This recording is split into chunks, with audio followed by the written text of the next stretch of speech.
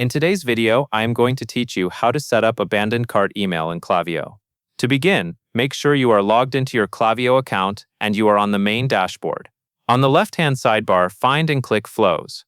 Flows are where you build automated messages that send based on customer behavior, like starting checkout but not completing a purchase. Next, click Create Flow.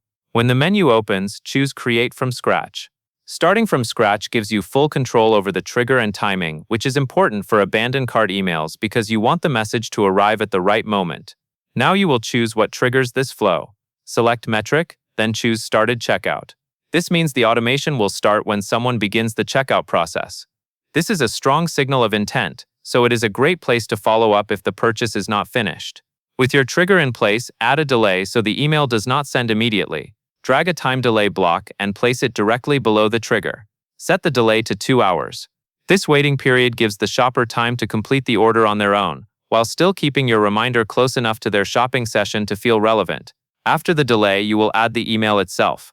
Drag an email block and place it under the time delay. This is the message that will remind the shopper about what they left behind. Keep in mind that abandoned cart emails work best when they are clear, friendly, and focused on getting the customer back to checkout. Now configure what the email will look like. Click Configure Content, then select Template. From the template library, choose an abandoned cart design. These designs are built specifically for this purpose, and typically include product details and a clear call to action, which helps reduce friction for the shopper. Once you have selected the abandoned cart template, click Save and Exit to return to your flow. At this point, your flow is still in draft mode.